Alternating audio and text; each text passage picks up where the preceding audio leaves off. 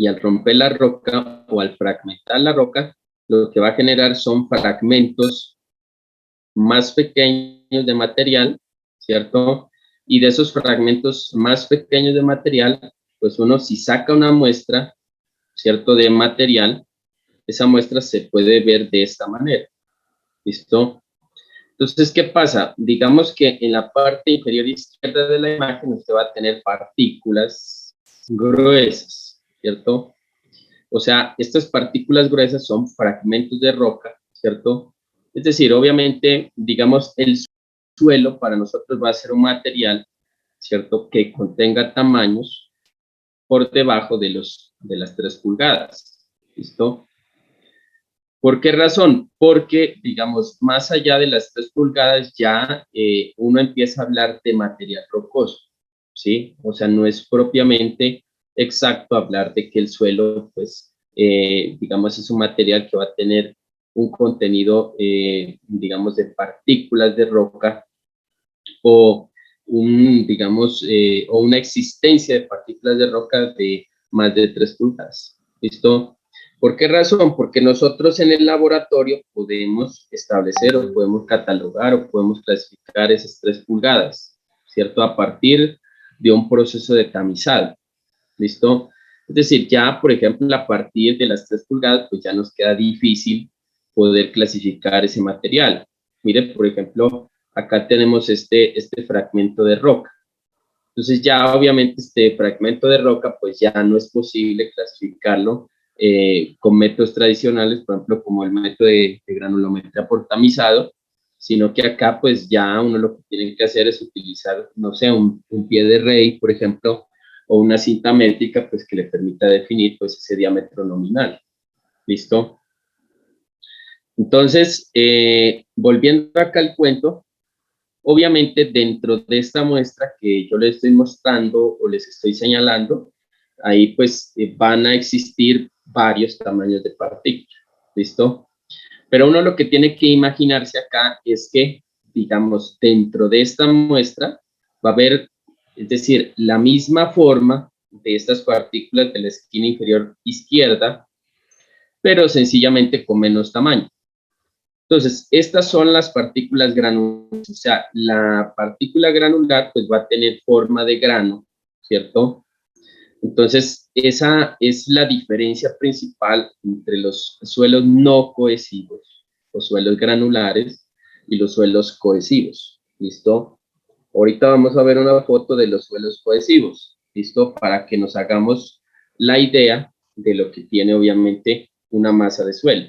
Por eso es que yo les decía ayer, el suelo no siempre se va a encontrar, ¿cierto? De manera pura en cuanto a sus tipos de partículas.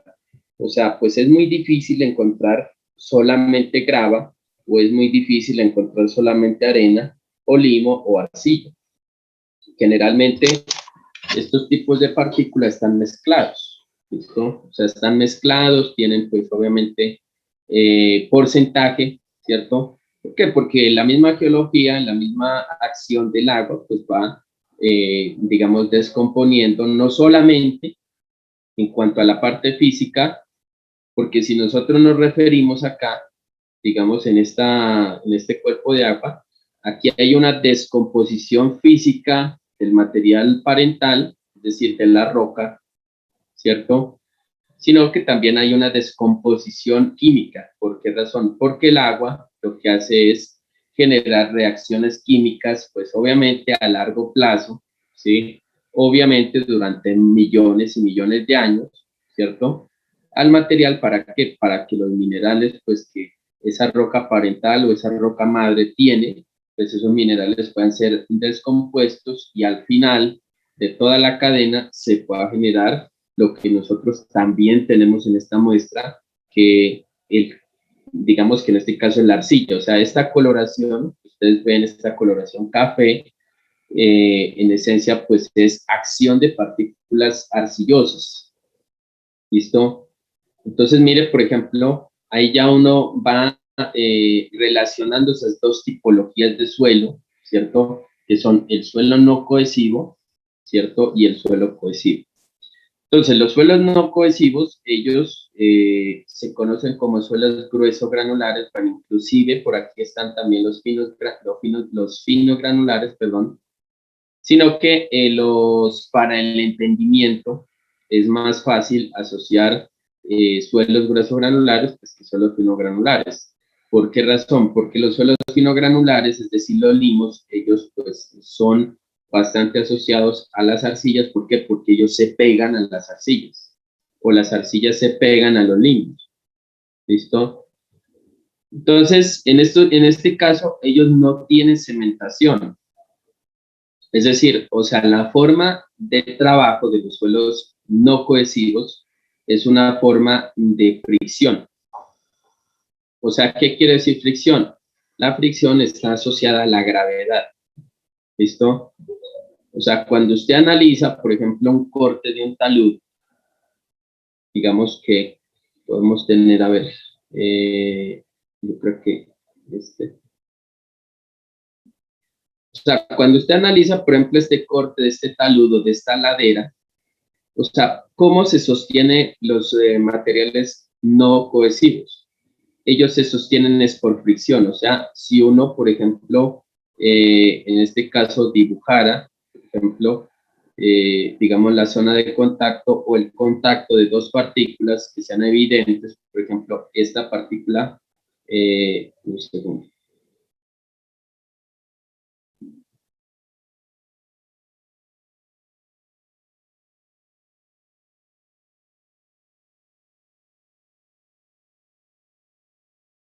Si usted dibuja el contacto de esta partícula con esta partícula,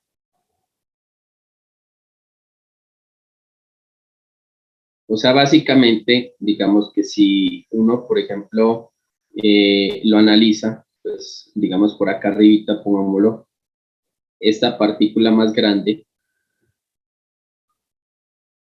con esta partícula más pequeña, o sea, esta partícula grande lo que está ejerciendo es peso, o sea, ella tiene un peso, ¿cierto? Y ella tiene, la partícula chiquita, pues va a tener también peso, ¿listo? Pues ese peso se manifiesta ¿dónde? Ese peso se manifiesta en la acción de contacto en esta zona de acá. ¿Listo? Entonces, cuando hay acción de contacto, depende de la forma de la partícula, depende, digamos, de la extensión de la partícula, depende del material que compone la partícula para generar fricción. Imagínese usted, por ejemplo, si estas dos partículas fueran lija, por ejemplo, o fueran hechas de lija, por ejemplo, imagínense, la lija es bien rasposa, o sea, es bien, digamos, o sea, es bien áspera, ¿listo? Entonces, cuando usted pone en contacto dos lijas, sencillamente, entonces, pues obviamente dependerá del grano de la lija, pues la fricción y depende de la fricción el contacto que estas partículas puedan tener. ¿Listo? Entonces, como digamos, esta masa de suelo que ustedes ven por acá, que evidentemente es más granular que cohesiva, ¿cierto? Que porque usted acá está viendo estas masas de material rocoso, ¿sí? Usted está viendo estas masas de material rocoso y gravoso, ¿listo? Entonces, ¿qué va a pasar? Pues que finalmente el peso que estas masas tienen va a ser el que va a sostener el talud, ¿listo? Entonces, ¿qué pasa acá? Digamos, ¿cuál es la desventaja, por ejemplo, de los suelos friccionales? Porque pues uno tampoco puede hablar, digamos, sin generar una causa en este caso. Pues la desventaja de los suelos granulares es que ellos, digamos, como tienen digamos, una abertura de espacios, es decir, que los poros que va a tener esta masa de suelo van a ser unos poros importantes o de tamaño importante, entonces pues no va a haber, por así decirlo, digamos, un material que pueda llenar esos espacios, ¿cierto? Entonces, esos espacios son, pues, digamos, ocupados por el agua, ¿listo? Esos espacios son ocupados por el agua. O sea, ¿qué quiere decir eso? Que en términos, digamos, de drenaje, pues un suelo no cohesivo o un suelo friccionante o un suelo granular drena más agua y más fácilmente que un suelo cohesivo. ¿Listo?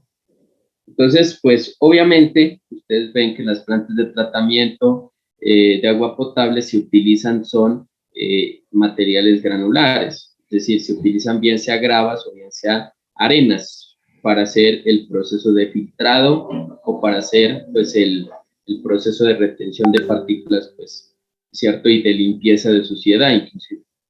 ¿Listo?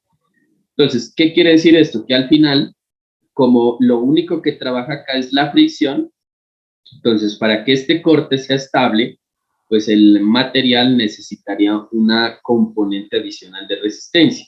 Sin embargo, esa componente adicional de resistencia de por sí sola, obviamente el suelo friccionante no la tiene, ¿cierto? Entonces, ¿qué pasa? Ese suelo friccionante, digamos que en la mayoría de los casos, es complementado por material cohesivo. ¿Listo?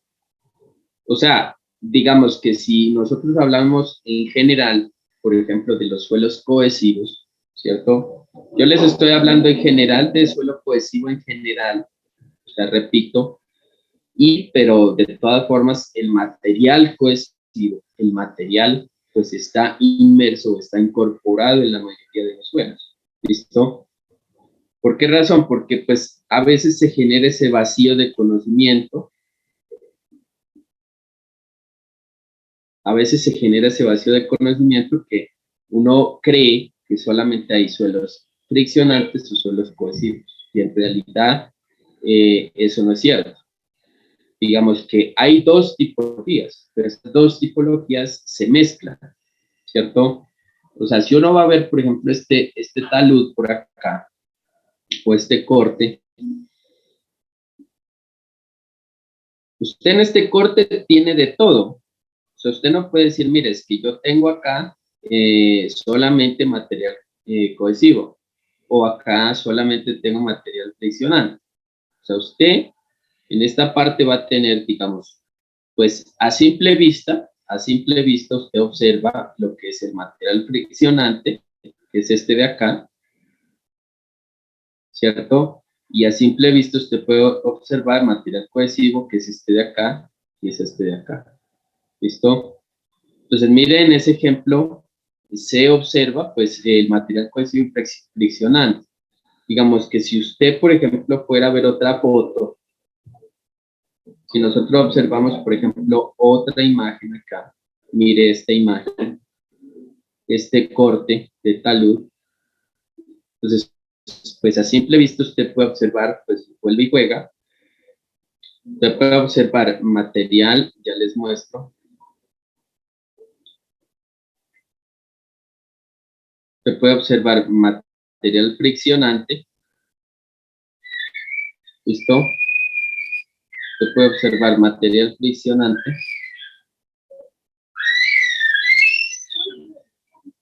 y usted puede observar por acá material cohesivo. ¿Listo?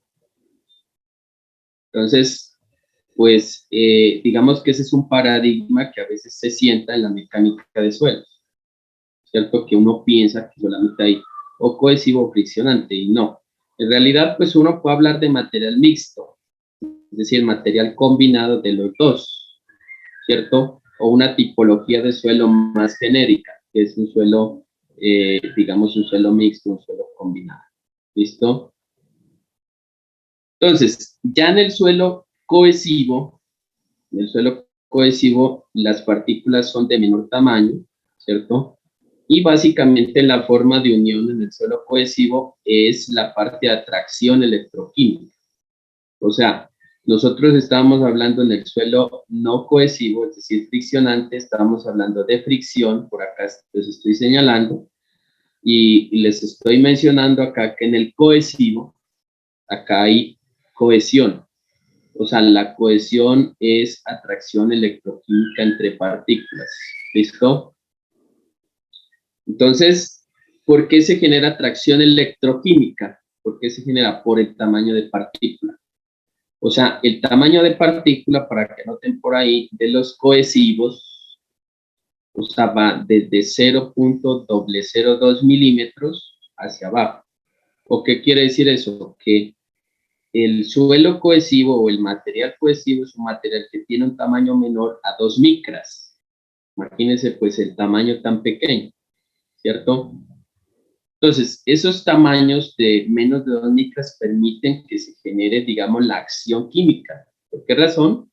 Porque pues sencillamente va a haber, pues obviamente, digamos, ya un contacto a nivel atómico, ¿cierto? O un contacto a nivel ya más eléctrico, ¿cierto? Que cuando uno ya refiere, por ejemplo, un material como la grava, pues ya en la grava es difícil experimentar un contacto eléctrico o químico, ¿cierto? Porque pues la grava tiene más tamaño, la grava obviamente tiene menos meteorización que la arcilla, porque ese es otro, digamos, otro punto de análisis bastante importante. ¿Qué pasa, por ejemplo, acá? Digamos que la grava, si nosotros vamos a ver en las imágenes del día de ayer, yo creo que por aquí, bueno, esto es roca. Yo les estaba mostrando ayer esta imagen. Bueno, inclusive acá está un poquito. Miren, por ejemplo, está la grava, ¿cierto? En la grava, pues va a haber menos meteorización. O sea, ¿qué era meteorización? Ustedes que vieron geología. La meteorización es el conjunto de procesos, ¿cierto? Que llevan al cambio de la forma, ¿cierto? Y al cambio en cuanto a la composición química de la roca madre, ¿cierto? O sea, los procesos de meteorización, pues en realidad son dos. Tenemos nosotros meteorización química y meteorización física. La meteorización física, pues para que recuerden, es un proceso donde la roca se fragmenta, ¿sí? Y obviamente esa fragmentación pues va generando tamaños más pequeños, pero eso no significa que los minerales de acá, por ejemplo, de esta partícula, pues vayan obviamente cambiando a nivel químico. No. ¿Por qué? Porque a nivel químico no necesita un agente de meteorización. ¿Listo? O sea, el agente de meteorización por excelencia va a ser el agua. ¿Listo? El agua. Entonces, cuando el agua se va, digamos, el agua va generando una acción durante mucho tiempo de manera consecutiva, entonces el agua lo que va a hacer es que estas partículas que ustedes están observando que no experimentan meteorización química, o sea, de manera agresiva, sino que en su mayoría presentan meteorización física, pues cuando el agua, pues ya, digamos que cuando el agua hace acción, pues lo que usted va a tener no es un material gravoso, sino lo que usted va a tener acá es un material, digamos, es un material arcilloso, como este de acá, mire, esto es arcilla, ¿cierto? Entonces, ¿cuál es la diferencia? Por ejemplo, si usted observa la diferencia entre estas dos imágenes, entonces la diferencia es la coloración, ¿listo? La diferencia es la coloración, o sea, mientras los colores de la grava son muy oscuros y opacos, los colores de la arcilla son más vivos, ¿listo? O sea, eso es lo que a mí me dice, mire, este suelo ha experimentado meteorización química, ¿listo? Entonces, mire, pues que ahí se está haciendo digamos, una recopilación de conceptos que se vieron en geología, ¿cierto? Y obviamente esa recopilación de conceptos ya usted, digamos que no es que lo encasille, no es que la encasille, sino que le amplía el espectro, ¿cierto? O sea, porque para uno, como les decía antes de esta clase, yo creo que ustedes pensaban que el suelo es solamente un material, o sea, el suelo es, mejor dicho, todo lo que está por encima de la corteza terrestre, ¿cierto? Y que obviamente no hay una tipología, digamos, a nivel técnico o una diferenciación a nivel técnico, ¿cierto? Digamos, para uno el suelo es suelo, es como yo les decía, el concreto, para uno concreto es concreto, es decir, o sea, independiente de las variaciones, el concreto es concreto, pues, o sea, digamos que ejerce siempre la misma función, por así decir. ¿Listo? ¿Preguntas?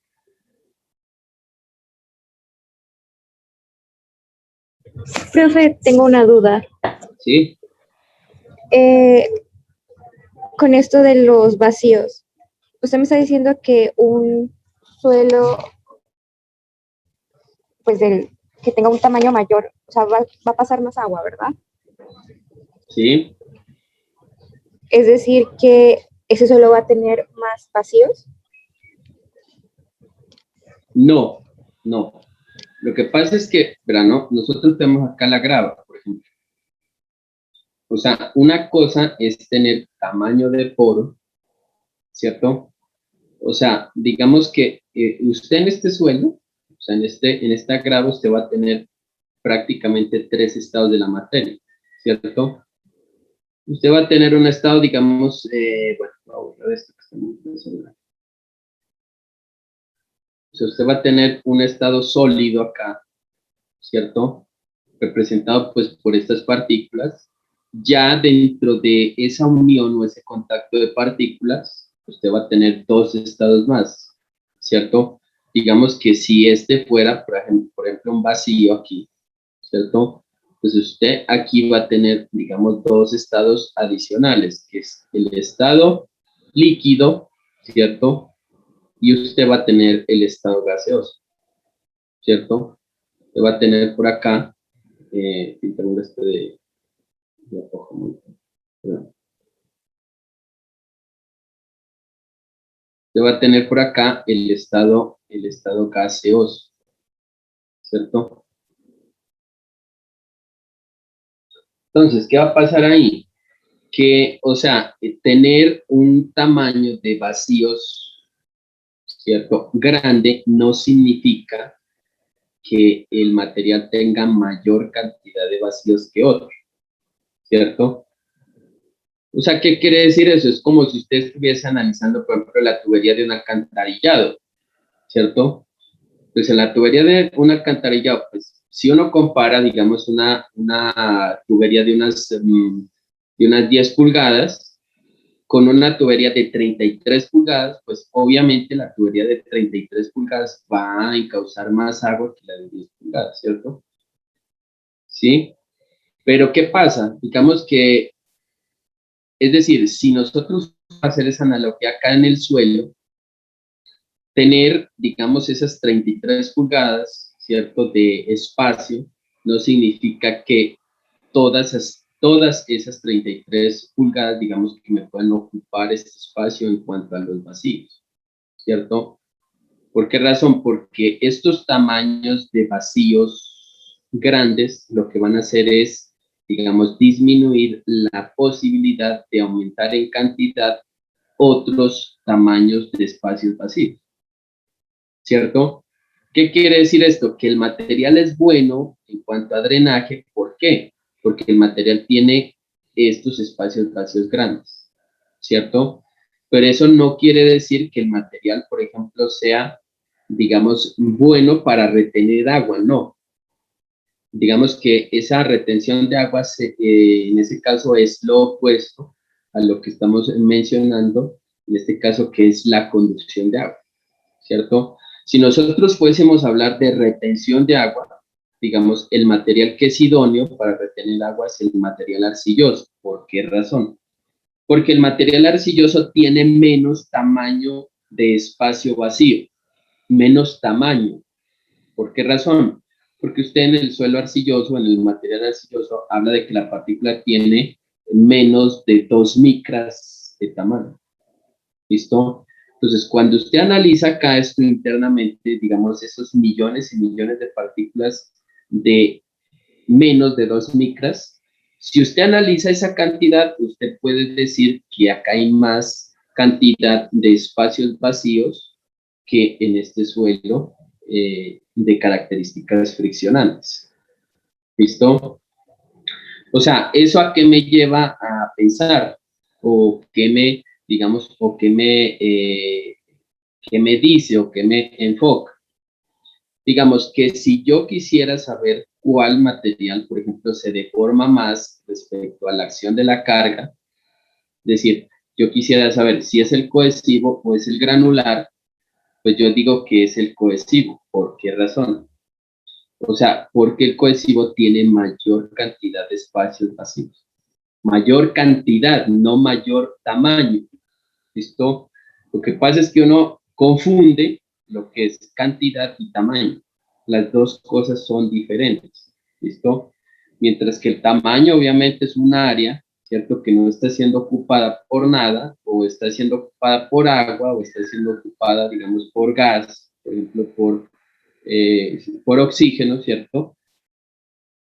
Entonces, ya la cantidad se equipara a lo que es el tamaño de partícula. ¿Listo?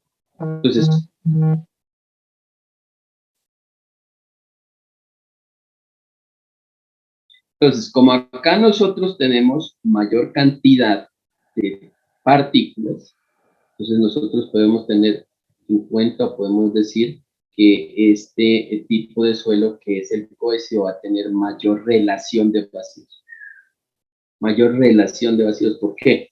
Porque la relación de vacíos es la cantidad de espacios vacíos respecto al tema de las partículas sólidas. ¿Listo? O sea, eso es lo que pasa acá. ¿Listo? O sea, son dos cosas que ustedes deben tener en cuenta. ¿Por qué? Porque ese concepto, digamos que lo estamos mencionando hoy, que es el segundo día de clase, ese concepto usted lo va a necesitar casi que el penúltimo día de clase, ¿cierto? Que es un concepto, digamos, de relación de vacíos para consolidación. Es decir, para saber que un suelo cohesivo, es decir, un suelo arcilloso, se deforma más que un suelo granular. ¿Por qué razón? Porque el suelo cohesivo tiene más relación de vacíos que el suelo granular. ¿Por qué? Porque el suelo cohesivo tiene mayor número de espacios vacíos que el suelo granular. ¿Y por qué? Porque el suelo cohesivo tiene menor tamaño de partícula que el suelo granular. ¿Listo?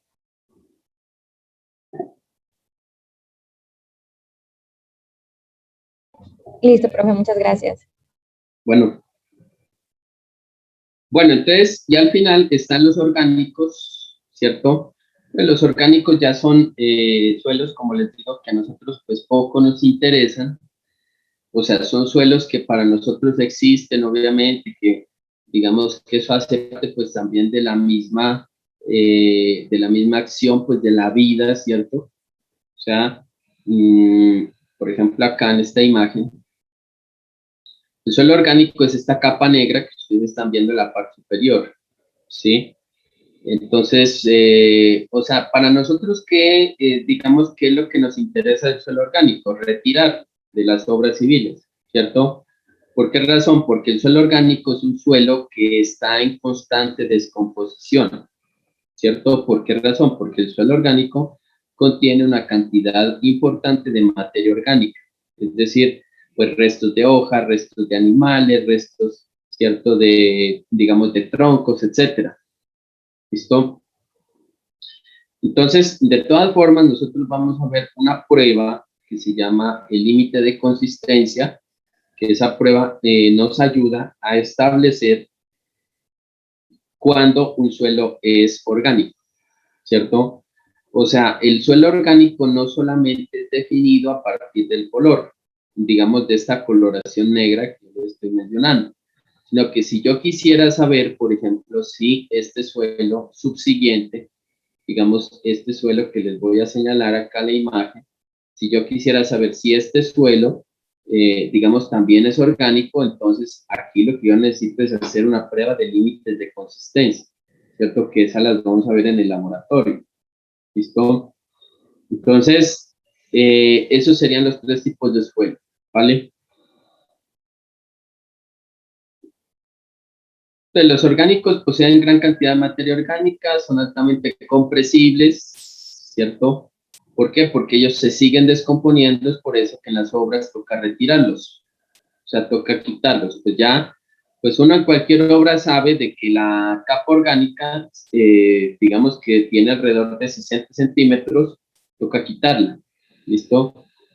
Y ahí se encuentran suelos como la turba. Las turbas son grandes capas de material orgánico, o sea, grandes capas de tierra negra, o sea, como quien dice, ¿listo? Entonces, ya en la estructura de los suelos, básicamente, pues tenemos, bueno, lo que yo le comentaba acá a la compañera, digamos que es la existencia de unas fases, ¿cierto? O unos estados, que son el estado sólido, el estado líquido, el estado gaseoso, ¿listo? Entonces, ya en la estructura del suelo generalmente está conformada por aire, agua y partículas sólidas. Digamos que estos tres estados, que es el estado gaseoso, el estado acuoso y el estado sólido, en esencia puede reducirse a dos estados, ¿cierto? O sea, ¿cuándo se puede reducir, digamos, a dos estados? Cuando el suelo está en estado de saturación. O sea, ¿qué quiere decir estado de saturación? Que todos los espacios vacíos están llenos de agua. O sea, que la fase gaseosa, en ese caso, es ocupada por quién? Por agua. O sea, que en esos dos estados usted va a tener solamente el estado acuoso y el estado sólido. ¿Listo? O sea, ¿qué quiere decir eso? Mire, hablando aquí de las imágenes. Este es un suelo que no está en estado de saturación. ¿Por qué? Porque los espacios vacíos no están siendo ocupados en su totalidad por agua. Pero si usted compara esta imagen con esta imagen de acá, con este suelo sí está en estado de saturación. ¿Por qué razón? Porque todos los espacios vacíos están siendo ocupados por agua. Inclusive, este suelo está en estado de sobresaturación, porque inclusive hay mucho más agua, ¿cierto? Circundante que el agua que puede estar llenando los espacios vacíos. ¿Listo? O sea, cuando un suelo, por ejemplo, se lo saca, digamos, de esta zona, por ejemplo, de esta zona que hemos estado analizando casi toda la clase, es decir, cuando usted saca, pues, el suelo de aquí, ¿cierto? Como acá en la imagen que yo les estoy mostrando, este es un suelo que está en estado de sobresaturación. ¿Listo? A pesar de que aquí, pues, pareciera que no se ve, pues, que están llenos todos los espacios vacíos de agua, pero aquí hay agua excedente, es decir, esta agua excedente es el agua que está generando sobresaturación en el suelo. ¿Listo? Entonces, o sea, digamos, ¿por qué es importante esto? ¿Por qué es importante? Porque nosotros vamos a ver en la unidad 3, que es la unidad de fases del suelo, vamos a ver unas relaciones que se conocen como relaciones volumétricas y gravimétricas. ¿Listo? O sea, las relaciones volumétricas a nosotros, ¿para qué nos sirven? A nosotros nos sirven es para, digamos, al final del curso poder establecer o calcular consolidación. ¿Listo? De todas formas, de las relaciones volumétricas, yo puedo llegar a las relaciones gravimétricas, ¿cierto? O sea, ¿cuáles son las relaciones volumétricas? Las relaciones espaciales. Por ejemplo, la relación de vacío, la relación de saturación, la relación de porosidad, ¿cierto? Y de esas relaciones yo puedo pasar a las relaciones gravimétricas, que son las relaciones de peso, es decir, pesos unitarios, humedad, ¿cierto? Entonces, esas relaciones gravimétricas y volumétricas a mí me sirven ¿para qué? Para inclusive la unidad 6, que es la unidad de esfuerzos en el suelo. Cuando yo cuando yo quiero calcular un esfuerzo geostático, entonces yo necesito peso unitario. ¿Listo? Entonces, pues obviamente los suelos, ya volviendo al tema nuevamente, son sometidos a fuerzas internas como cohesión y fricción. ¿Listo?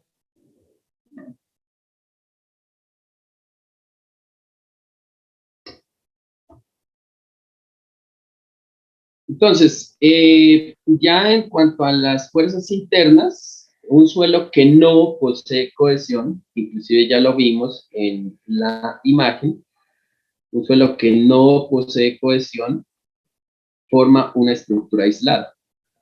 ¿Listo? O sea, estructuras aisladas, ¿qué quiere decir? Estructuras aisladas, como la que nosotros estamos viendo acá, en esta imagen de acá, ¿sí? O sea, estructuras aisladas quiere decir que no son estructuras empaquetadas, ¿cierto? ¿O qué quiere decir una estructura aislada? Una estructura aislada es una estructura que no es entrelazada, ¿listo? Sino que sencillamente son estructuras que tienen un contacto en común, ¿cierto? Pues obviamente que la partícula más bien tiene el contacto en común con otra partícula a partir de la gravedad, ¿listo? Entonces, básicamente acá pues les muestro. Entonces tenemos el contacto de gravedad, fuerza gravitatoria y básicamente pues digamos, obviamente que el esqueleto mineral, que es otro concepto que ustedes deben saber. ¿Qué es el esqueleto mineral? El esqueleto mineral es el esqueleto, es la estructura que se forma tras la unión de partículas granulares. O sea, cuando usted menciona acá o cuando observa todos estos granos, estos granitos de acá, ellos forman, digamos, el esqueleto mineral, ¿cierto? Es decir, es una estructura ya definida. ¿Listo? Entonces, ahí hay una pregunta. Bueno, ¿el esqueleto mineral solamente lo forman los suelos granulares o también lo forman los suelos cohesivos? Entonces, no, digamos que no valdría, digamos, no valdría la pena hacer esa pregunta. ¿Por qué? Porque el esqueleto mineral lo forman tanto los granulares como los cohesivos. ¿Por qué? Porque los dos tienen partículas. Es decir, la unión de partículas forma el esqueleto mineral. Solamente que la estructura de los materiales granulares difiere de la estructura de los materiales cohesivos. ¿Listo? Repito, la estructura de los materiales granulares difiere de la estructura de los materiales cohesivos. ¿Listo? Entonces, pues sencillamente, ¿por qué difiere? Porque, ahorita vamos a ver la imagen, los materiales cohesivos tienen estructuras entrelazadas, o tienen estructuras revueltas, o tienen estructuras, digamos, pues en muchas direcciones, ¿cierto? Acá la dirección preponderante del ordenamiento de partículas es la dirección gravitatoria, ¿cierto? La dirección gravitatoria o la dirección vertical, por así decirlo. ¿Listo? Preguntas.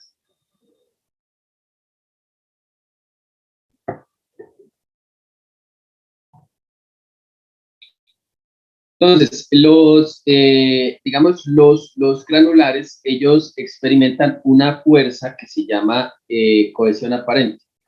O sea, no hay que confundir cohesión y cohesión aparente, ¿cierto? ¿Por qué no hay que confundir? Porque la cohesión es una fuerza electroquímica y la cohesión aparente es una fuerza que se genera por tensión superficial, ¿cierto? O sea, ¿qué es la cohesión aparente? En una imagen, la cohesión aparente, y la tengo por acá, esta es la cohesión aparente, miren, acá está en la imagen. O sea, la cohesión aparente es cuando yo añado pues, una cantidad mínima de agua a un material granular y este material granular puede tomar la forma que yo quiera o que yo le esté dando. ¿Listo? Es decir, aquí el material granular, pues que estaba, digamos que tenía una forma piramidal, pues ahorita tiene ya una forma más agrupada, ¿cierto? Inclusive, pues si ustedes se acuerdan, por ejemplo, por acá, los castillos de arena.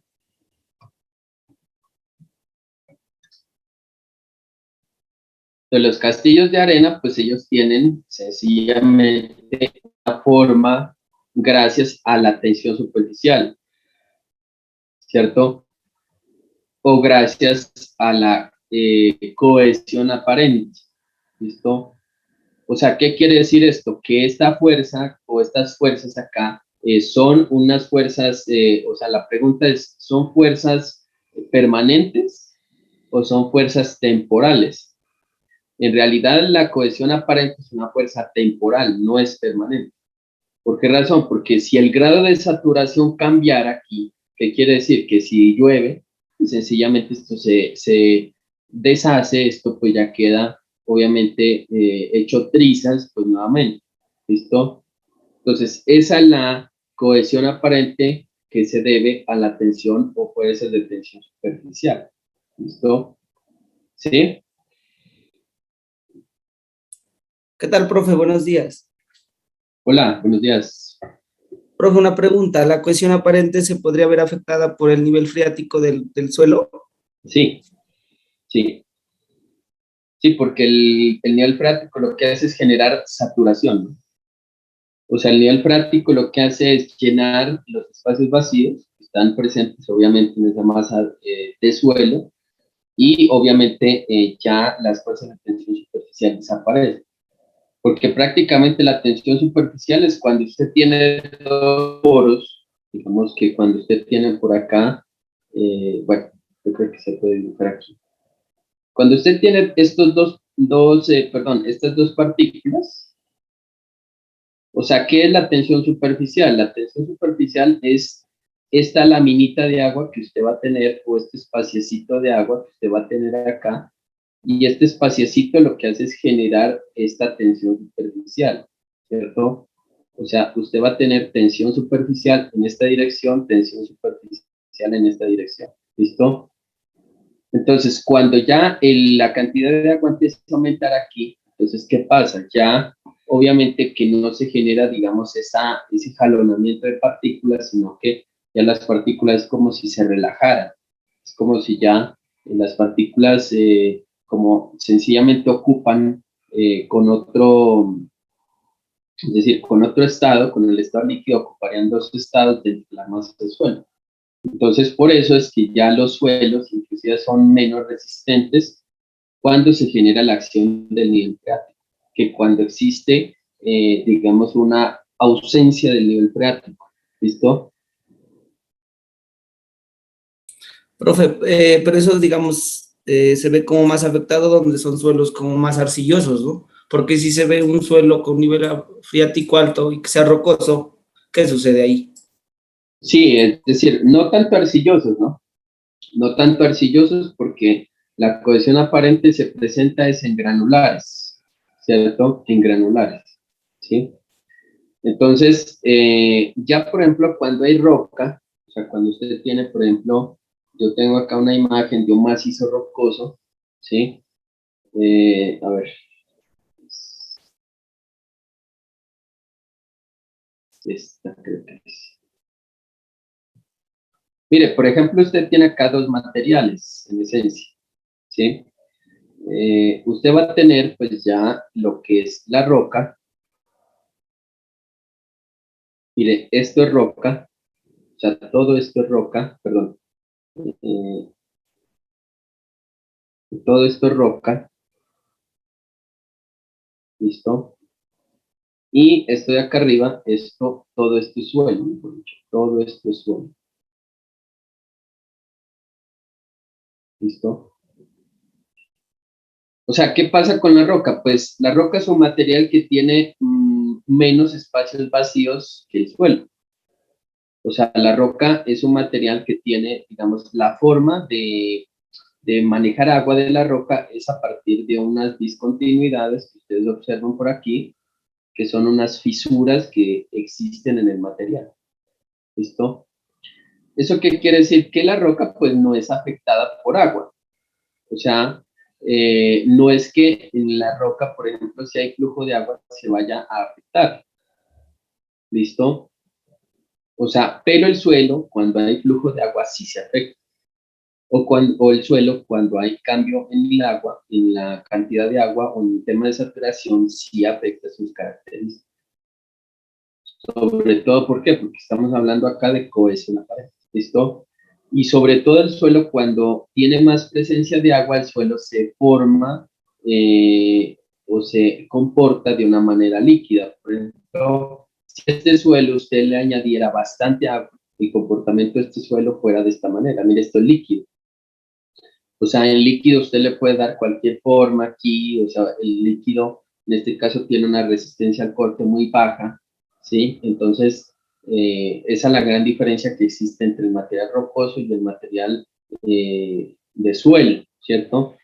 Pero entonces la cohesión aparente se enfoca más que todo a material granular, ¿cierto? La cohesión aparente se enfoca, por ejemplo, más a material arcilloso, perdón, material arenoso y material gravoso, ¿listo?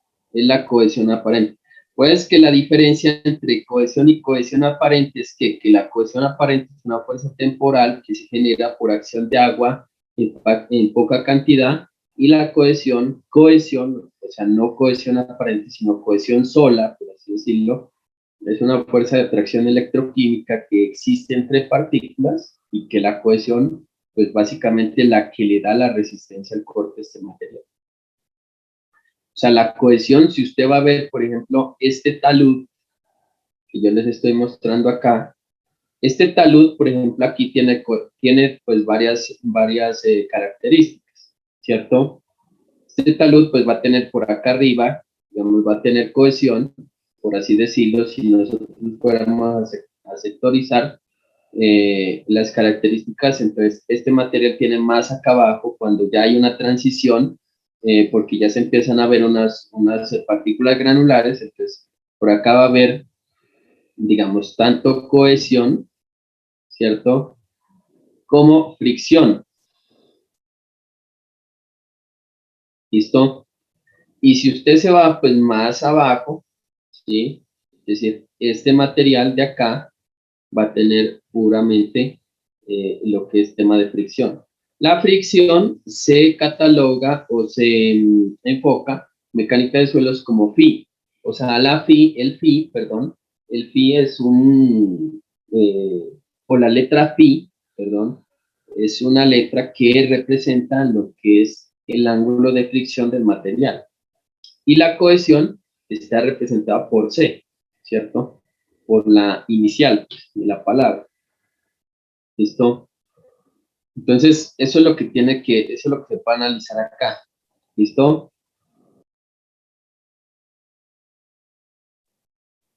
Bueno, entonces, bueno, la cohesión pues es una propiedad que permite unión entre partículas a partir de fuerzas iónicas o fuerzas de atracción electroquímica. Para que tengan esto en cuenta, porque nosotros vamos a ver en el laboratorio, ¿cierto? Lo que es el tema de granulometría por hidrómetro. Entonces, en la granulometría por hidrómetro usted puede establecer, ¿sí? Lo que es el porcentaje de coloides, ¿cierto? Entonces, ¿qué son los coloides? Es decir, en este caso, el tamaño de partículas, ¿sí? Es decir, los coloides son partículas individuales de arcilla, ¿cierto? Esos son los coloides, ¿sí? Por eso ustedes cuando lean, por ejemplo, por ahí la bibliografía, ustedes van a de pronto ver el concepto de contenido coloidal, ¿cierto? Entonces, ¿qué quiere decir contenido coloidal? El contenido coloidal es el contenido de partículas de arcilla, ¿listo? Entonces, en las arcillas ya prepondera es la fuerza de atracción electroquímica en lugar de la gravedad. O sea, la gravedad, pues digamos que ya pasa a ser relegada por esa atracción electroquímica. ¿Por qué razón? O sea, ¿cuál es la razón del tema de cohesión? La razón del tema de cohesión es que el material ya ha estado descompuesto, ¿cierto? Pues, ¿qué quiere decir eso? Que los minerales han estado descompuestos ya.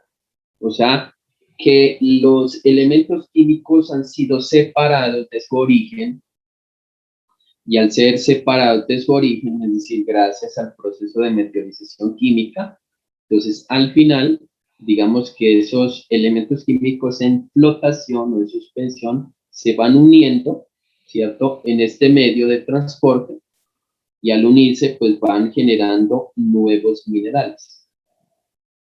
¿Listo? No sé si ustedes se acuerdan, por ejemplo, en geología del mineral de feldespato, ¿sí? Entonces, el mineral de feldespato, digamos que es un mineral no ferromagnesiano, ¿cierto? Es un mineral que está conformado por silicio, oxígeno, ¿cierto? Potasio. Y al final, ese material de feldespato se transforma en material de arcilla o material arcilloso, ¿cierto? Es decir, cuando ya esa estructura de silicio, oxígeno, potasio, por ejemplo, calcio, ya se empieza a separar, es decir, cada uno de esos componentes se empieza a separar, el resultado es la formación de mineral de arcilla, ¿listo? Mineral de arcilla. Entonces, esa es la razón por la cual un suelo cohesivo posee cohesión, ¿cierto? Digamos, ¿por qué? Porque la cohesión básicamente es esa fuerza de atracción electroquímica entre partículas. ¿Listo? Entonces, para que se genere la cohesión debe existir, digamos, o debe generarse de que la partícula sea alargada. Es decir, que el largo sea mayor al ancho y mayor al espesor. Y las arcillas son, digamos, partículas que tienen forma laminar. ¿Listo? Entonces, mire, esta es la foto de la arcilla. ¿Listo? Entonces, las arcillas, pues, son como las obleas, pues, ¿cierto? Que son, obviamente, más largas que anchas y que altas. Pues, ¿listo? O es como si fuera, bueno, en lugar de que fuera una oblea, no fuera una oblea circular, sino una oblea ovoide. Entonces, ahí tenemos la foto de las partículas de arcilla. Entonces, cada una de estas particulitas, pues, es un coloide, ¿cierto? Entonces, pues, mire, por ejemplo, por qué se presenta la cohesión. Porque estas partículas son alargadas. Mire que todos estos espacios vacíos que se está viendo acá, o sea, todos estos espacios aquí, son zonas donde, digamos, la incorporación de agua, o sea, cuando el agua llega y se introduce aquí,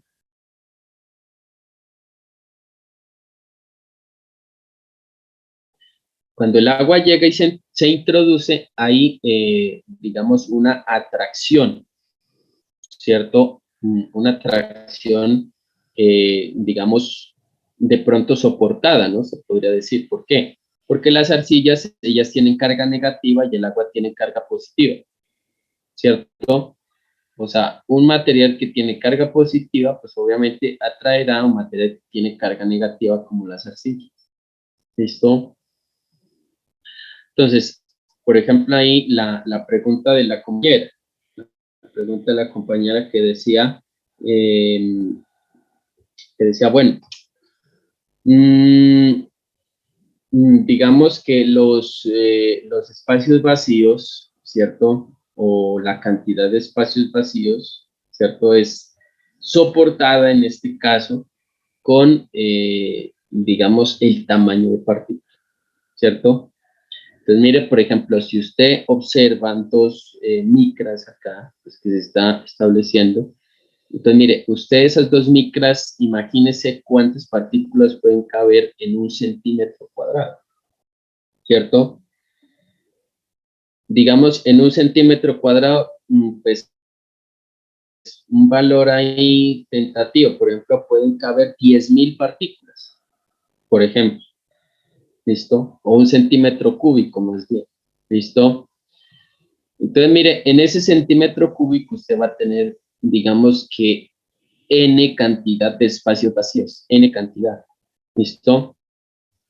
Entonces, cuando un material como estos se le aplica carga, entonces esa n cantidad de espacios vacíos se ve, digamos, reflejada en lo que es la deformación. Por eso es que los materiales cohesivos son más compresibles y son más deformables que los materiales granulares. ¿Por qué? Porque tiene más cantidad de espacios vacíos. En cambio, si usted compara lo que yo les decía acá, ¿cierto? ¿Cuántas partículas pueden ocupar 1 centímetro cúbico? Seguramente, si usted toma esta partícula donde está el mouse, Entonces, una partícula va a ocupar 1 cm3.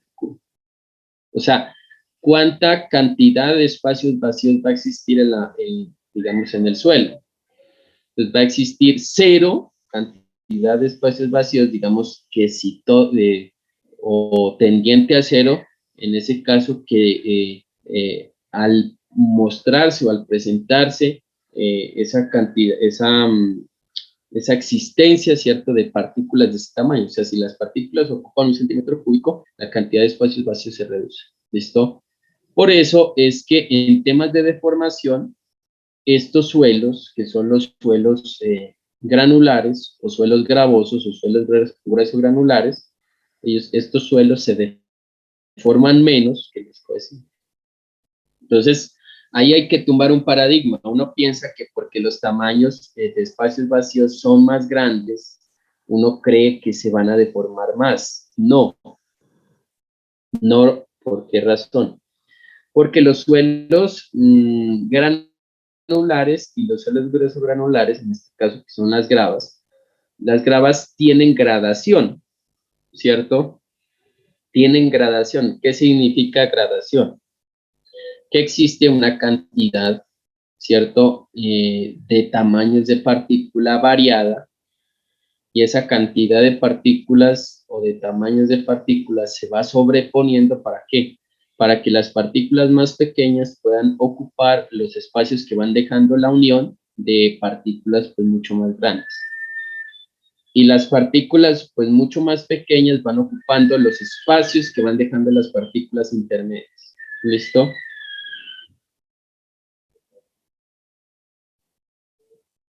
¿Preguntas?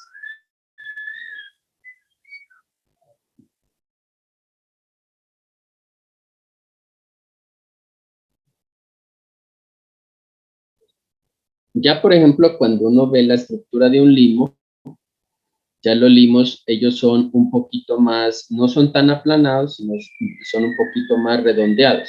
¿Listo? Son un poquito más redondeados. ¿Listo? Obviamente que los tamaños del limo, el tamaño del limo está entre 0.075 milímetros y 2 micras. ¿Listo? ¿Qué pasa con el limo? El limo hay que, digamos, catalogarlo de una manera especial, ¿cierto? A pesar de que yo les decía, bueno, dentro de las tipologías de los suelos tenemos suelo cohesivo, suelo no cohesivo, pero digamos que si ya uno fuese a puntualizar, tenemos gravas que van desde 3 pulgadas a 4,75 milímetros, tenemos arenas que van de 4,75 milímetros a 0.075, tenemos limos que van de 0.075 a 2 micras y las arcillas menos de 2 micras. Entonces, como nosotros tenemos estos dos últimos que yo les mencioné, que van de 0.075 milímetros, o sea que son tamaños muy pequeños, al ser tamaños muy pequeños y poco diferenciables, los limos generalmente se unen con las arcillas, generalmente. O sea, no hay una condición. ¿Me regalan un segundito, por favor? Recording stopped.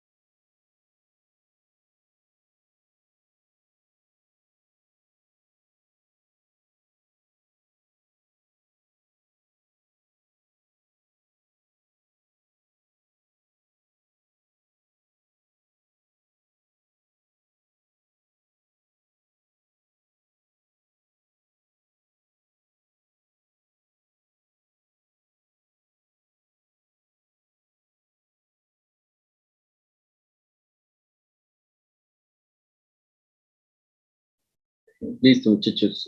Continuamos. Recording in progress.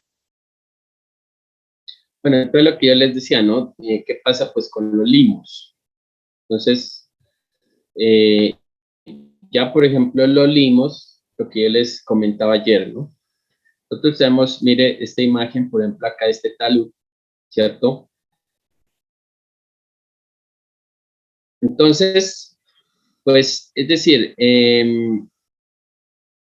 digamos que este talud, ¿por qué se puede sostener con ese ángulo de inclinación?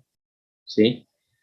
Este ángulo de inclinación, pues obviamente el talud se ha deformado, el talud pues se ha desestabilizado, el talud, bueno, digamos que le ha pasado muchas cosas a ese pobre talud, pues, ¿cierto? Digamos, pero parte de ese sostenimiento inicial, es decir, parte de ese ángulo de inclinación, se debe a la existencia de cohesión. ¿Listo? O sea, no quiere decir que el talud sea solamente de limo aquí, por ejemplo, ¿cierto?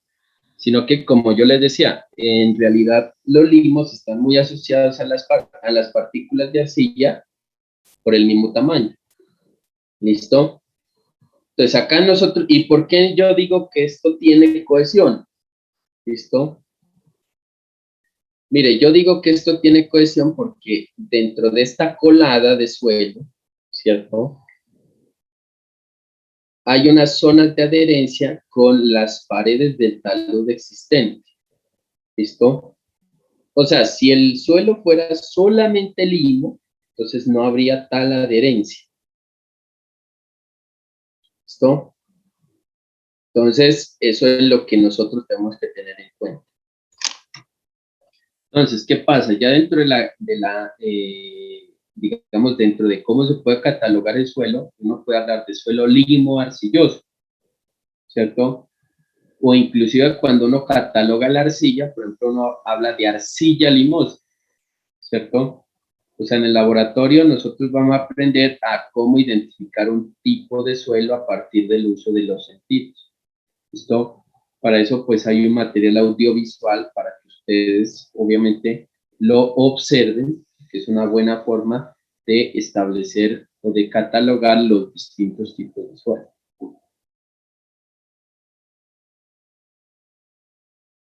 Entonces, volviendo acá a la imagen, aquí tenemos pues ya, digamos, esa fotografía de la cuestión del limo. Entonces el limo pues tiene partículas un poco más redondeadas. ¿Por qué? Porque el limo finalmente es un suelo fino granular y esas partículas redondeadas pues también van a estar asociadas a las partículas de arcilla. Entonces, ¿qué es lo que hace la arcilla? Mejor dicho, en pocas palabras. La arcilla lo que hace es rodear a la partícula de limo.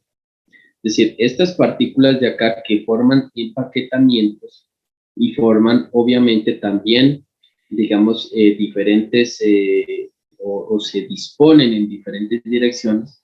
Esa disposición en diferentes direcciones lo que hace es generar, pues obviamente, un cubrimiento de las partículas limosas o de las partículas de limo.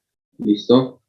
Entonces, muchas veces ya se requiere es un poco más de análisis, un poco más de paciencia para poder identificar a partir de los sentidos si el material es limoso o el material es arcilloso. ¿Por qué? Por esa existencia de ese empaquetamiento, de ese cubrimiento que generan las partículas de arcilla respecto a las partículas de limo. Entonces, eso a uno le va diciendo, le va, como les dije al inicio, le va ampliando el espectro, ¿cierto? Entonces, cuando uno le van diciendo esto, entonces uno dice, ah, bueno, entonces lo que pasa es que en los taludes, pues uno puede encontrar, o en las obras uno puede encontrar material mixto, es decir, material limoso y arcilloso, ¿listo? O sea, el material limoso va a ser material fino granular, el material arcilloso va a ser material cohesivo, ¿listo? Y al final, pues la unión de esos dos tipos de materiales, como son materiales de poco tamaño, van a generar también o a su vez digamos, una buena expresión de deformación. ¿Listo? Entonces ya en lo que es el origen de los suelos, porque inclusive vamos a llegar el día de hoy para que ustedes, bueno, esto pues obviamente es una tarea, ¿cierto? Las tareas pues son tareas de lectura más que cualquier cosa, ¿listo? Entonces vamos a ver, por ejemplo, ya lo que es el origen del suelo, ¿listo? Entonces, el origen, ¿a qué tiene, digamos, referencia o a qué va el origen? El origen a lo que va es al tema de meteorización. ¿Listo? Entonces, la meteorización podía ser, digamos, o podía presentarse de dos formas, es decir, una meteorización física o una meteorización química. ¿Listo? O sea, la meteorización física es cuando la roca se parte, cuando la roca se fragmenta, cuando la roca se disgrega, ¿cierto? Entonces, cuando la roca se disgrega y no se pierde, digamos, esa herencia mineralógica, ¿cierto? No se pierde la herencia mineralógica. ¿Qué quiere decir eso? Por ejemplo, acá en este talud que nosotros hemos estado analizando, aquí en este talud se van a ir presentando dos tipos de meteorización, digamos, para que nosotros podamos entender un poco más el concepto.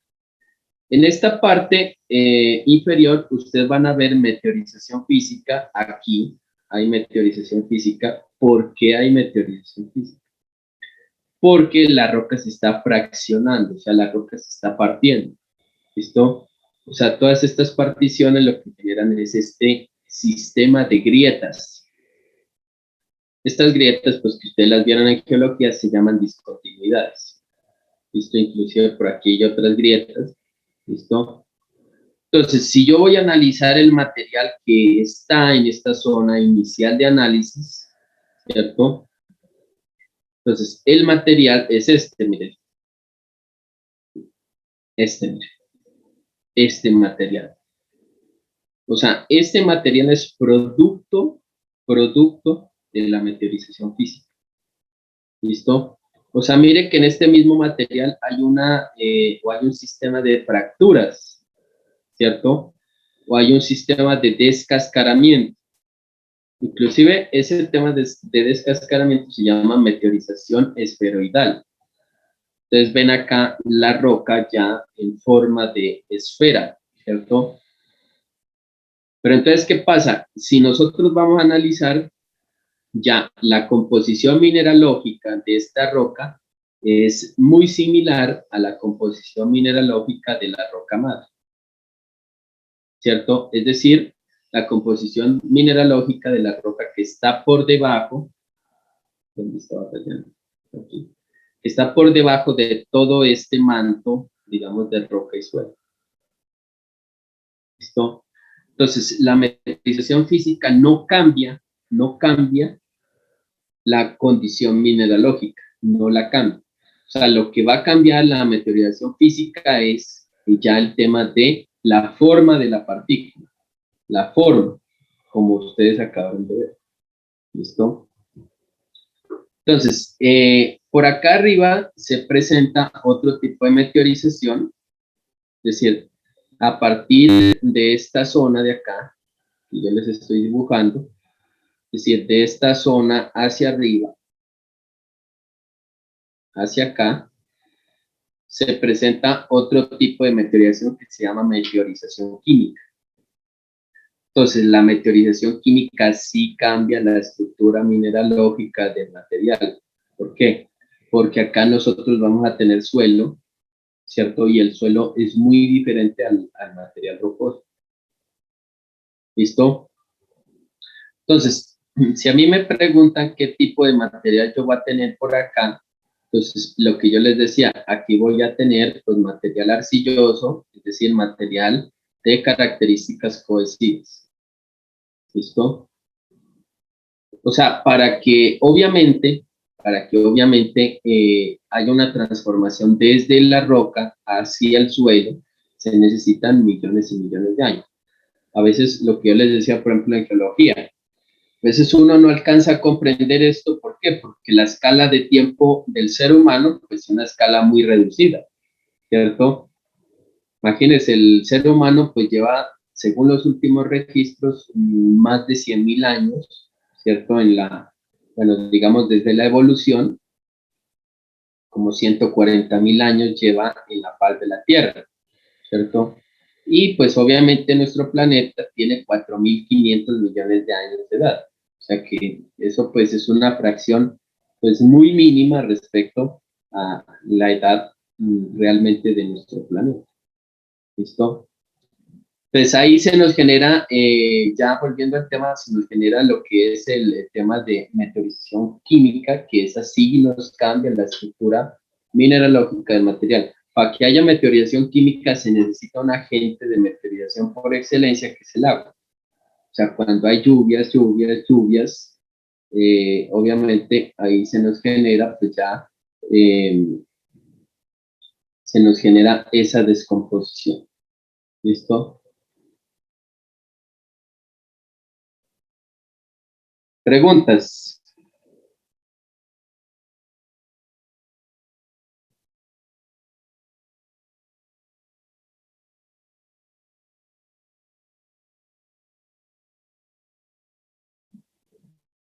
Entonces, en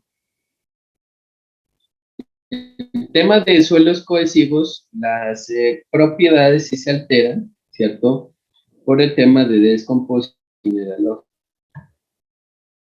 Entonces, ya para finalizar el día de hoy vamos a ver, pues, sencillamente dentro del agente formador, es decir, vamos a ver dos tipologías de suelo, ¿cierto?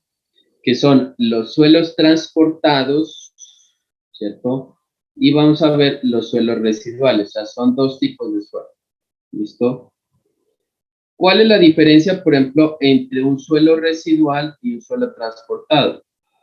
Para eso, pues obviamente la idea es que ustedes se lean, ¿cierto? Las 5 o 10 primeras páginas del documento que yo les envié al WhatsApp, ¿listo? Entonces, la diferencia es que un suelo residual es un suelo que ha sido formado in situ, ¿cierto? O sea, ¿qué quiere decir eso? Yo tengo acá un suelo residual. Esto de acá, esto que yo les estoy mostrando, esto es un suelo residual. O sea, esta partecita de acá. O sea, esta partecita de acá es un suelo residual. ¿Listo? Obviamente quitando el orgánico. ¿Listo? Entonces, la diferencia entre este suelo residual y, por ejemplo, un suelo transportado, si a mí me preguntan cuál es un suelo transportado, el suelo transportado es este, miren. Digamos, voy a borrar acá todo esto. ¿Por qué razón? Porque sencillamente en el suelo transportado, por ejemplo, este es un suelo de características volcánicas, es un suelo que se genera a partir de flujo piroclástico, o sea, cuando el volcán erupciona, pues todas estas partículas se van a ir depositando ya en esta zona. ¿Listo? Entonces, la diferencia obviamente es que el material es transportado, o sea, el material es desplazado a partir del viento, a partir de corrientes de agua, a partir, ¿cierto?, de las laderas, para ser depositado en una zona puntual. ¿Listo? Por eso es que esta matriz de suelo es demasiado desordenada, ¿cierto? En cambio acá, esta matriz de suelo que hemos estado analizando el día de hoy es una matriz ordenada. ¿Por qué razón? Porque uno puede diferenciar dónde está la roca y dónde está el suelo. Es lo que les decía. Mire, aquí en esta parte inferior se nos presenta la roca, ¿cierto? Y en esta parte superior en esta parte superior se nos presenta el suelo. Aquí va a haber una zona de transición. Esta es esta de acá, esta que les estoy señalando con estas rayas. Esta es una zona de transición. Esa zona de transición es una zona donde, digamos que hay una existencia de roca y hay una existencia de material de suelo, ¿cierto? O la roca está muy fracturada o está muy partida, ¿cierto? Entonces, mire, este es un suelo residual, este es un depósito, digamos, de transición para generar ese suelo residual. ¿Listo? Entonces, ya dentro de los suelos transportados hay varios tipos de suelo. Están los suelos glaciares, están los suelos aluviales, están los suelos lacustres, suelos marinos, ¿cierto? Inclusive hay suelos que se llaman suelos coluviales, ¿cierto? Que por aquí no están mencionados, pero también existen dentro de esta, digamos, de esta clasificación de suelo transportado. ¿Listo? ¿Cuáles son los suelos coluviales? Por ejemplo, los suelos coluviales son estos, miren, estos de acá. ¿Por qué razón? Porque para formarse este material también tuvo que haber un proceso de deslizamiento a partir de la ladera y en algún momento llegó al material y frenó, ¿cierto? Para generar pues ese tema de ese deslizamiento, de esa depositación, ¿me refiero? O sea, el deslizamiento es una forma, ¿cierto?, de generar transporte y al final generar depositación para formar esta matriz de suelo, ¿cierto? Entonces, por acá tenemos ya pues unas imágenes, mire, yo lo que quiero es que ustedes se concentren sobre todo en lo que es el suelo residual, ¿listo? Porque pues el suelo residual realmente es, digamos, el suelo residual es un material que es muy especial, ¿cierto? Digamos, el suelo residual es un material que no es muy común, ¿cierto?, de observar, ¿sí? O sea, para que se genere el suelo residual se necesitan unas condiciones ambientales muy especiales, ¿listo? ¿Cuál es, digamos, cuál es la gran diferencia entre suelo residual y suelo transportado? Otra de las grandes diferencias.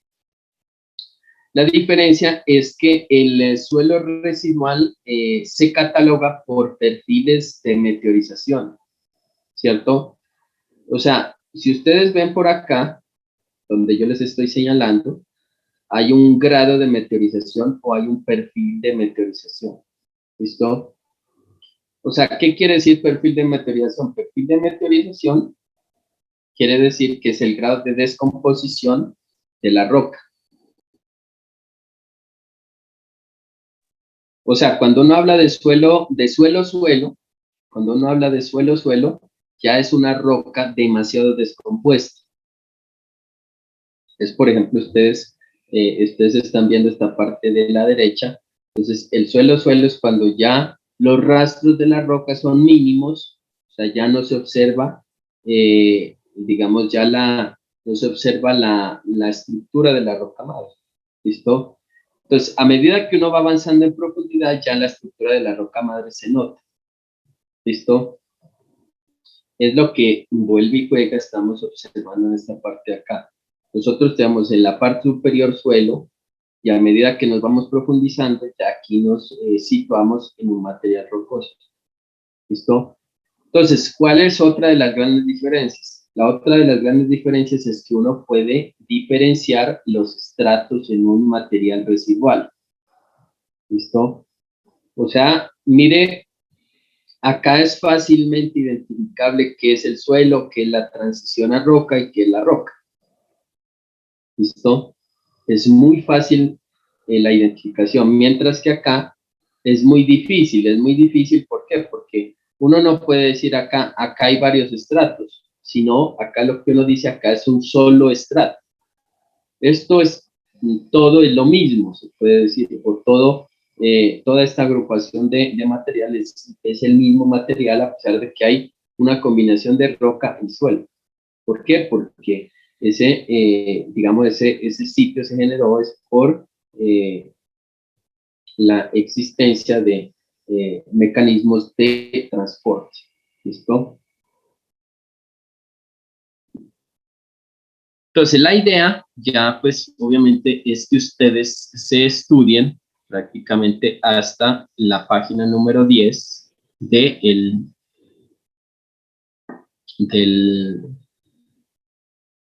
o sea, prácticamente hasta aquí, la página 10 del documento que les envié al WhatsApp. ¿Listo?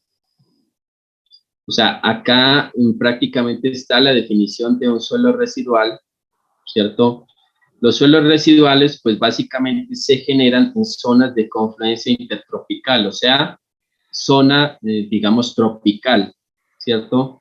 Los suelos residuales son suelos más enfocados al ambiente, digamos, a nuestro ambiente, ¿no? Que es un ambiente tropical. ¿Listo?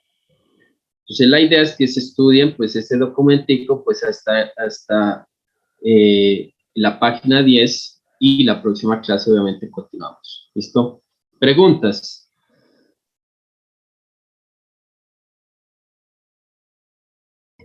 Profe, yo tengo una pregunta. ¿Sí? Ahí en la imagen que usted nos mostró, donde están los perfiles de meteorización del talud. Usted dijo que, o sea, en la parte de arriba, que ya es suelo residual, o sea, que ya es suelo residual. Usted dijo que es por meteorización química, ¿no? O sea, que cambia los minerales.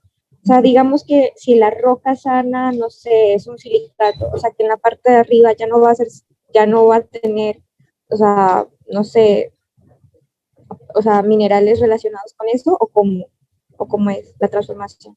Lo que pasa es que, por ejemplo, acá la roca que se observa es una granodiorita, se llama, ¿no? ¿Listo? Entonces, la granodiorita está relacionada, por ejemplo, a feldespatos, está relacionada a plagioclasas, está relacionada a micas, está relacionada a, inclusive por ahí hay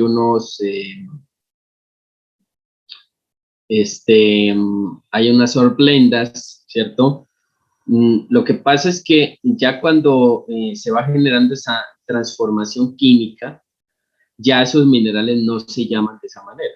O sea, yo no puedo decir acá arriba hay feldespatos, plagioclasas, moscovitas, micas, horblendas, no. Sino que todo esto de acá se llama mineral de arcilla, ¿cierto? Entonces, ¿qué pasa? Todos esos feldespatos, plagioclasas, etcétera, lo que van haciendo es que como ellos están formados por silicio, oxígeno y algo más, ¿cierto? Ya sea potasio, aluminio, calcio. Entonces ya todos, digamos, esos elementos químicos que formaban una estructura definida, una estructura química, pues obviamente ya se desprenden, ¿para qué? Para formar otra estructura química. ¿Por qué? Porque la estructura química de digamos, de un cuarzo, por ejemplo, que se me olvidó mencionar, no va a ser la misma que una estructura química de una kaolinita, por ejemplo, ¿cierto? Las kaolinitas son tipos de minerales de arcilla que están, digamos, ya contemplados en esta última parte. Por ahí están, bueno, las kaolinitas, por ahí están las aloicitas, ¿no? Digamos que son minerales de arcilla, pero entonces, o sea, en conclusión, se genera esa descomposición, o sea, ese desprendimiento de todos los elementos químicos para formar este mineral de arcilla. O sea, ¿qué quiere decir? El mineral de arcilla es igual a los minerales que están formando la roca granodiorita, no. El mineral de arcilla es un producto de la descomposición química de la roca granodiorita. O sea, es muy diferente, es completamente diferente. Por eso es que se dice que la última parte, digamos, este depósito de arcilla, pierde las características de la roca madre. Por eso se llama suelo residual, porque es un residuo de la descomposición química de la roca madre. Muchas gracias, profe. Vale.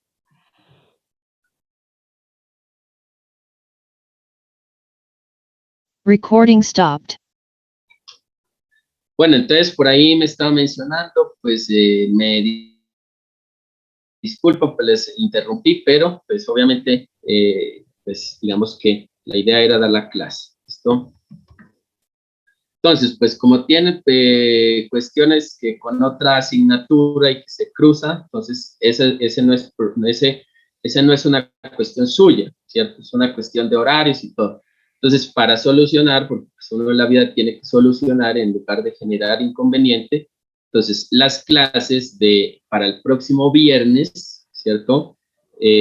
Las vamos a dar pues a las 7. Podemos dar de 7 a 9, no hay ningún problema.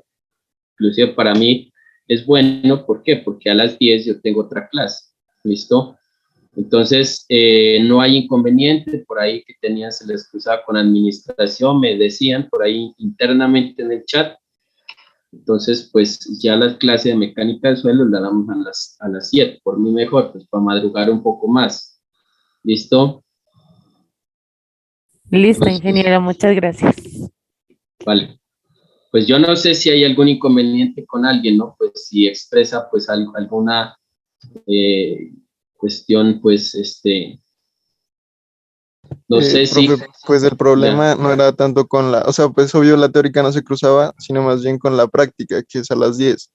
O sea, por eso creo ajá, que estaban pidiéndole como que correr la teórica de 7 a 9 para que la práctica se haga pues ¿de qué hora serían? De las 9 hasta las 11.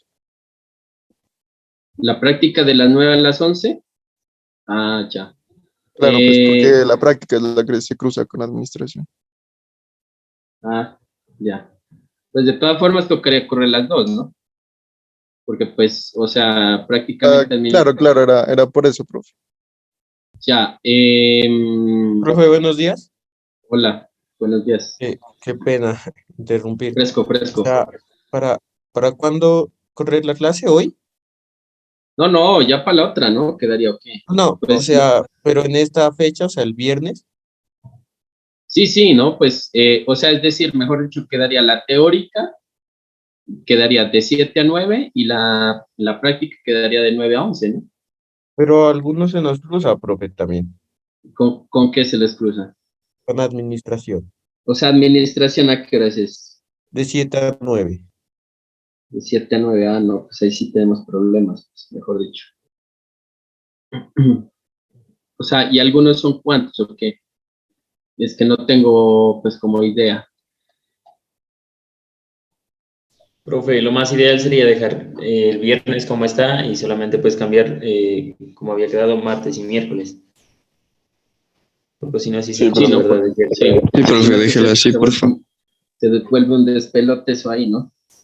Sí, yo creo que es mejor porque si no se vuelve un despelote eso, las personas que no puedan asistir pues a la clase de 8 a 10, pues, o sea, asisten el martes, pues, o el miércoles. Yo creo que no habría problema, sino que... Profe, no habría una posibilidad. Es que como las prácticas solo hay una el viernes, ¿no? ¿No será Ujú. de que esa del viernes moverla, no sé, en la tarde o en algún horario que usted pueda? O sea, es que la práctica es la que se cruza nomás. Pues, ¿Y no será que la pueden ver los sábados? no, los sábados no, los No, es que sábados justamente ya pues es muy tarde. matriculamos los viernes, pues porque los sábados no podemos ver. Entonces, No, los sábados y es mucha sobrecarga ya, de todas formas, porque pues, entonces sería los sábados, o sea, mejor dicho, los viernes, ¿es posible los viernes de 11 a 1?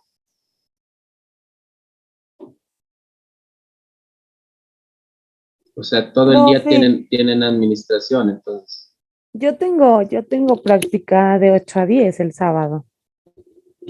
Sí, de todas formas, pues la práctica Los de que los quieran, sábados no hay ningún problema. Los los que sábados, quieran ver esa hora.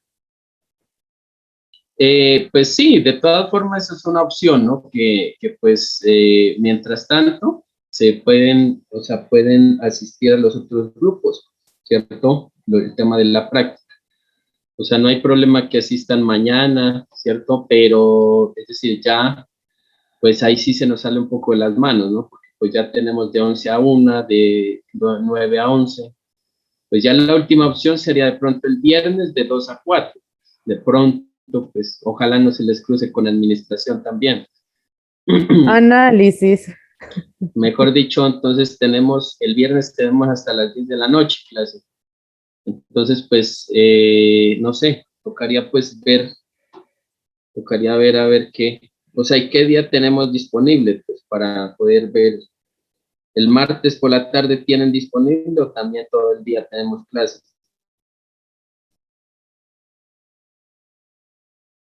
De 2 a 4, no sé. Y el miércoles que tienen clase, así algunos se les cruza el miércoles para ver el laboratorio.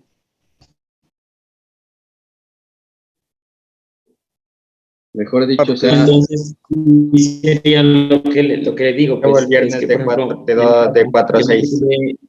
yo matriculé esos horarios porque pues no se me cruzaron, pero si se mueven los horarios ahí, pues ya se empieza a cruzar algunos profes.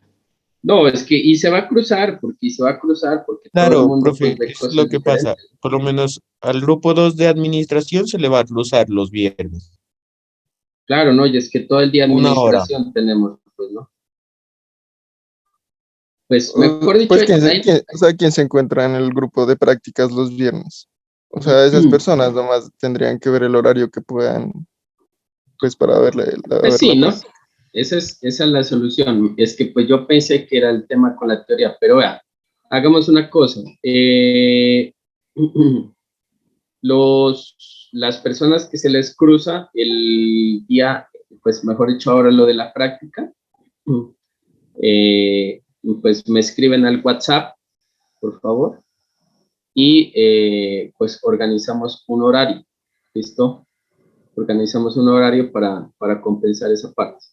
Profe, O sea, y a los que mejor, se les cruza la teoría los viernes, una hora se no, cruza. la teoría sí no se puede mover porque eso ya se vuelve un complique. Pues yo pensaba, obviamente, que pensaba pues que era simplemente correr una hora, pero la solución o la situación ahí es ver clase, bien sea martes de 7 a 9 o miércoles de 7 a 9.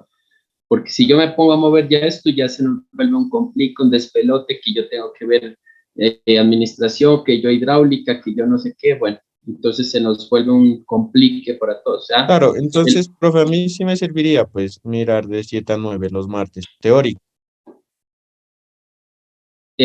o sea, mejor dicho, quedaría martes de 7 a 9, miércoles de 7 a 9, jueves quedaría de 9 a 11 y viernes quedaría de 8 a 10. Y listo. O sea, quien no puede viernes, pues seguramente podrá miércoles. ¿Listo? Que son pues casi que los horarios paralelos para dar las clases. ¿Listo? ¿Por qué? Ah, Porque ok. eso se nos vuelve Profe, un enredo ahí demasiado grande. ¿Listo? profe, ¿y los días jueves no puede de 7 a 9?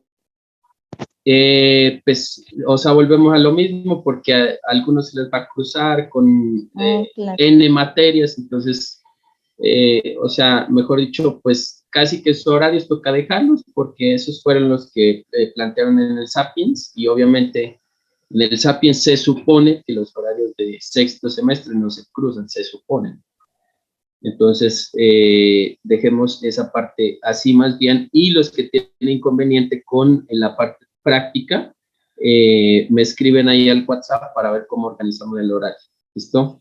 Profe, la práctica de los viernes no se supone que, el grupo 3 no se supone que es de 10 a 12. Sí, se supone, pero como estamos organizando acá esta situación, entonces sencillamente la arrancamos un poquito después de las 10. ¿Listo? Vale, profe, otra pregunta, ¿las clases grabadas usted las sube a alguna plataforma? Sí, sí, al COES. Por eso yo les envié el usuario. O sea, hoy les subo las clases de ayer y de hoy. Les subo la presentación del curso y la clase de hoy.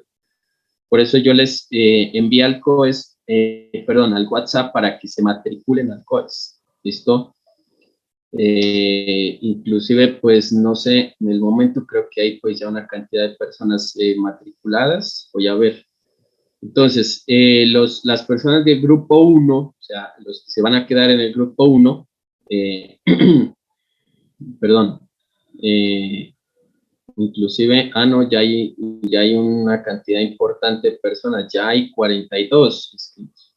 Entonces, los que se van a quedar en el grupo 1, pues se matriculan con el link, perdón, la información que yo les mandé ahora, y los del grupo 2, pues ahora, que si después de la práctica, pues porque ya se nos hicieron las 10, después de la práctica yo les envío al usuario para que se matriculen al grupo 2. ¿Listo? El del grupo 2 es los martes y miércoles, ¿verdad? Sí, martes, perdón, martes y miércoles. ¿Listo? Buen día, profe. Una preguntita también. Sí. ¿Usted planea compartirnos diapositivas o no? Sí, sí, todo. O sea, ahí se comparten diapositivas en PDF, y la grabación de la clase. Y pues los documentos que se van generando, yo se los comparto al WhatsApp. Por eso es que es importante de que todos estén en el WhatsApp. O sea, ya sea en el grupo 1 o en el grupo 2. ¿Listo? Si alguien pues se inscribe hoy al WhatsApp, entonces pues me dice y yo le vuelvo a enviar a su WhatsApp los documentos que ya se han enviado, porque hay 3 libros que se han enviado hoy. Bueno, 2, perdón, 2 libros y un documento de suelos residuales. ¿Listo? Bueno, entonces, no siendo más, continuamos el próximo jueves, ¿no? Ya les estaré compartiendo esta información para que ustedes vayan viendo pues el contenido de la asignatura. Cualquier inquietud, me escriben por favor al WhatsApp o al correo electrónico que ya lo tienen. ¿Listo? Listo. Entonces, que tengan feliz día, feliz fin de semana. Hasta luego, que estén bien. Hasta luego, profe. Profe, y Gracias, profe. de clase de laboratorio Muchas sistema, gracias. profe, Hasta luego, profe. Hasta luego. ¿Qué me dice, Daniel? el link de la clase de laboratorio es este mismo. No, ese link es, espérenme. Pues,